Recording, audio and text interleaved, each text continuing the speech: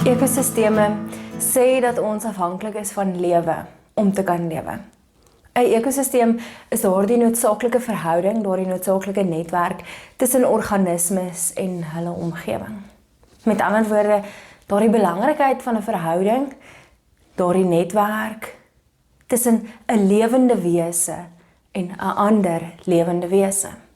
En dit het my laat dink, wat doen ons om lewe weer vir iets anders te gee?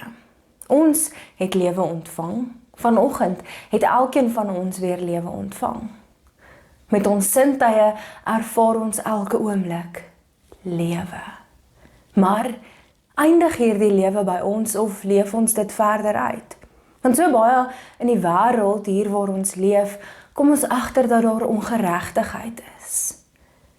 En as ons daar dink aan die verhaal, die gelykenis wat Jesus vertel in Matteus 13, daar vanaf vers 24 tot 30, oor die gelykenis van die saaier wat die goeie saad saai, en dan oornag het die onkruid begin opkom, want iemand het hierdie onkruid gesaai, en dan begin dit lewe hier tussen die saad, hier tussen die goeie leef die slegte, tussen die geregtigheid leef die ongeregtigheid. Hier tussen die lewe leef dit wat ook lewe wegneem. Is ons die wat hier in die skepping, hier tussen die lewe leef, om lewe weer te gee, of om lewe net weg te neem? Is ons daardie onkruid, of is ons daardie goeie saad wat gesaai word en wat lewe?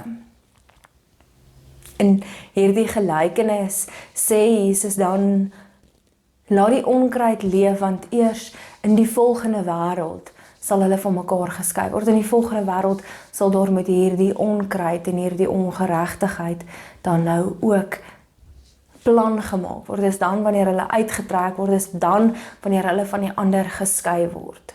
En die disippels het vrae gehad oor hierdie gelykenis, juis omdat hulle dit nie noodwendig verstaan het nie.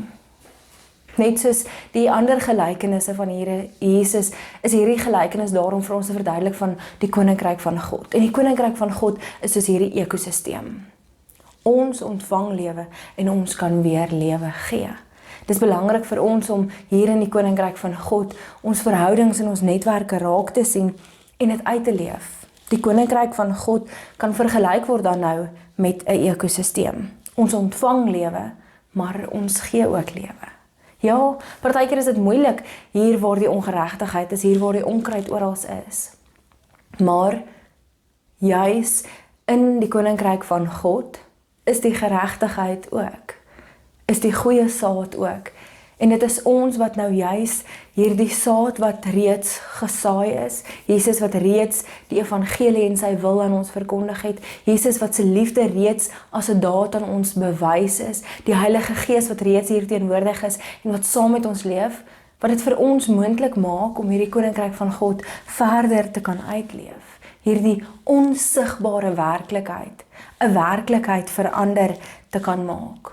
Die belangrikheid is, ons as gelowiges, ons as Christene, ervaar hierdie roeping om deel te leef in hierdie koninkryk van God, om hierdie lewe wat ons ontvang het, ook weer te kan uitleef.